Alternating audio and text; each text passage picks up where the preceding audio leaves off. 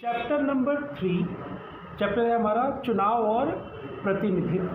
ठीक है, मेरे नोट्स के अंदर 12 से 13 क्वेश्चन होंगे, लेकिन इस चैप्टर में से मैं आप लोगों को फाइनल के लिए सिर्फ 4 क्वेश्चन करवाऊंगा। ठीक है अनीता, सिर्फ 4 क्वेश्चन इस चैप्टर में से।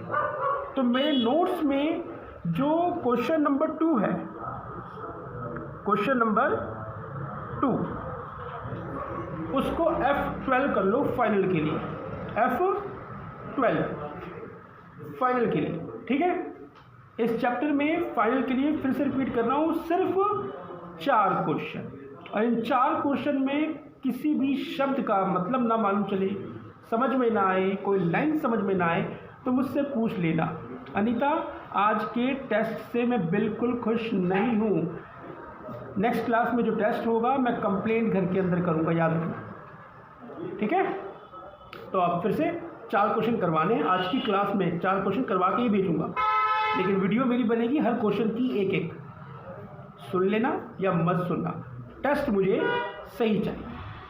तो क्वेश्चन नंबर यानी कि फाइनल के लिए F12 क्वेश्चन है, first past the post system.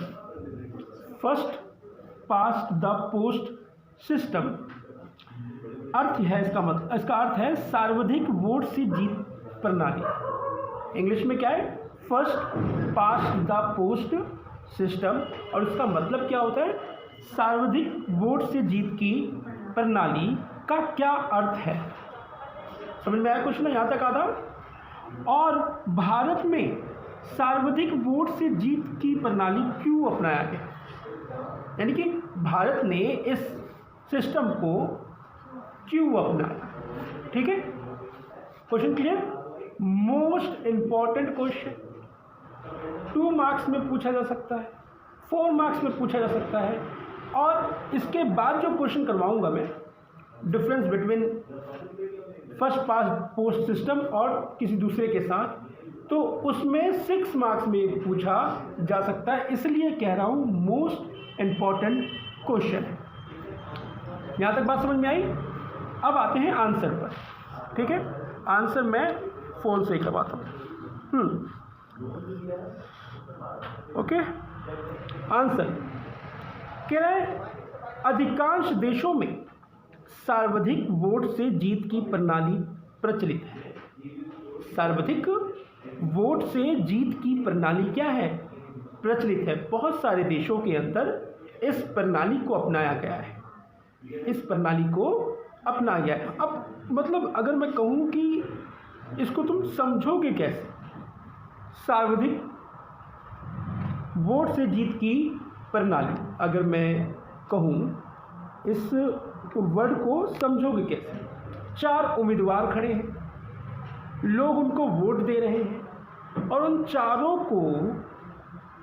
चारों में से जिसको सबसे ज़्यादा वोट मिले तो वो जीता माना जाएगा, जीत गया। तो ये वही प्रणाली है, सर्वाधिक वोट से जीत की प्रणाली। यहाँ तक बात समझ में आई अनीता? पक्का? मैं जितना समझा रहा हूँ सिर्फ मुंडी हिलाने से क्लियर नहीं होगा। टेस्ट में आपके मार्क्स आएंगे तो क्लियर होगा मुझे कि आपको समझ में आ रहा है।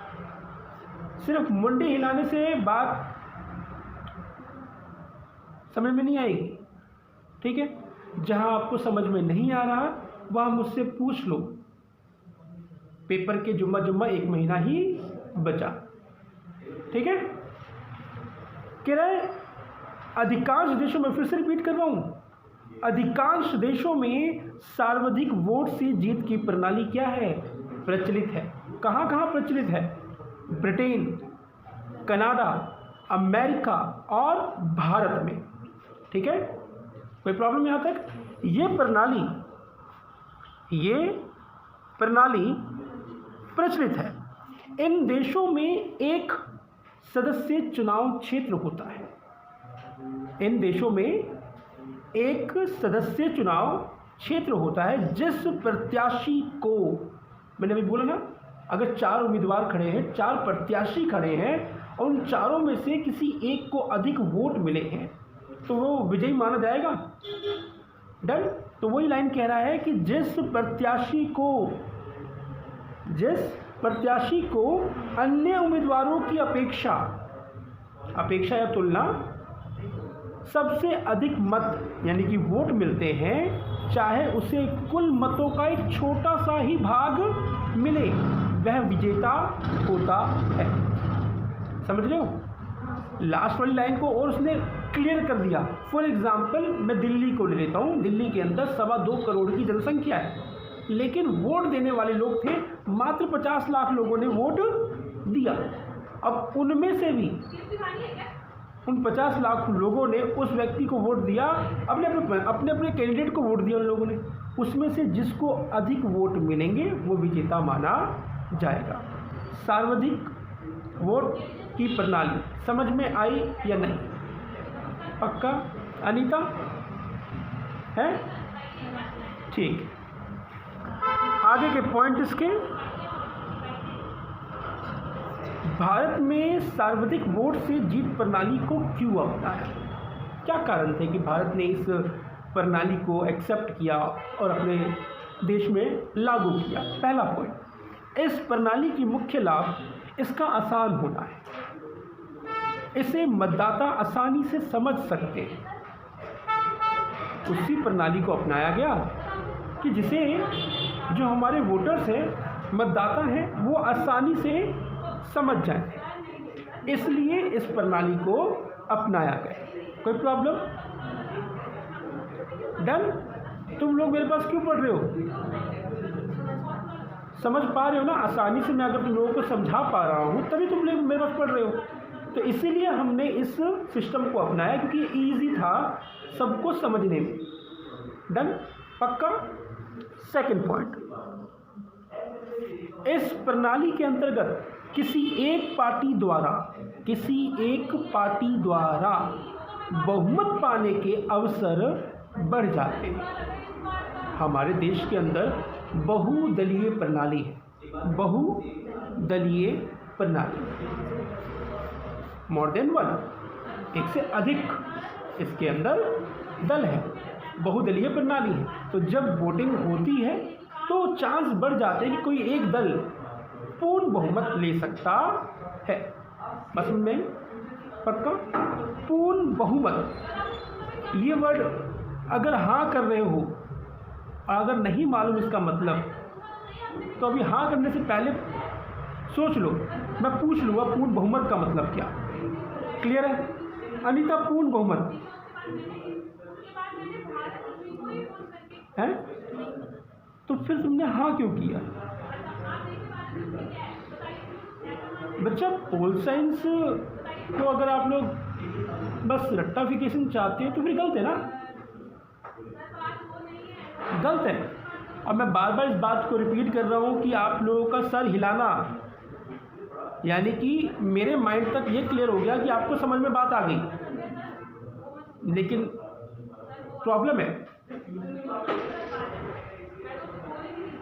पूर्ण बहुमत। अनीता, ध्यान देना बात को।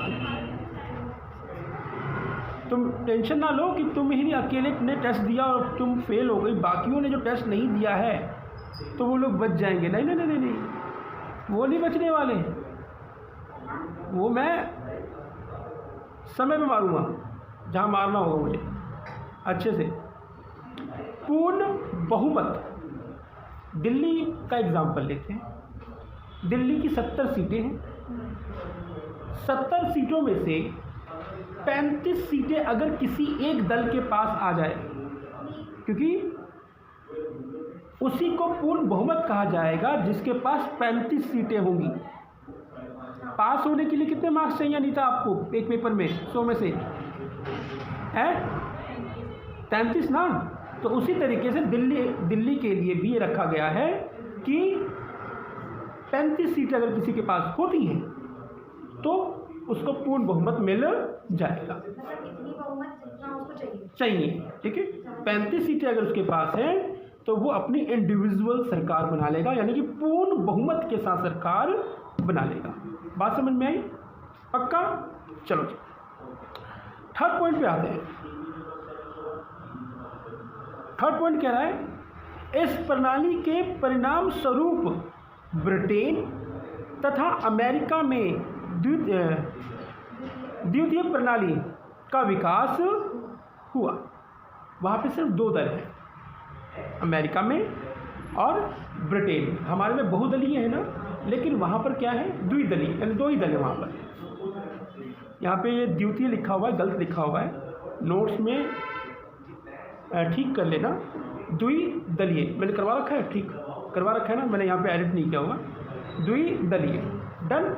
इसलिए भारत ने सार्वधिक वोट से जीत की प्रणाली को अपनाया, क्योंकि ये क्या था, इजी था। डन, पक्का। ये वीडियो बहुत लंबी हो गई और 11 मिनट की हो गई, लेकिन अभी भी तुम लोग सार्वधिक वोट से जीत की प्रणाली को नहीं समझ पाए होंगे, तो फिर मूर्ख हो। अगर एक एक वर्ड में समझा रहा हूँ तब भी नहीं समझ रहे, पूर्ण बहुमत को भी क्लियर करा है तब भी नहीं समझ रहे, तो फिर कल, ठीक है। तो इस चैप्टर यानी कि चैप्टर नंबर 3, क्या है हमारा चैप्टर नंबर 3, चुनाव और प्रतिनिधित्व, ठीक है। इस चैप्टर में से 4 क्वेश्चन करवाने थे। ये क्वेश्चन था हमारा F12 फाइनल के लिए, तो पहला क्वेश्चन कंप्लीट होता है। अब दूसरे क्वेश्चन पे आते हैं।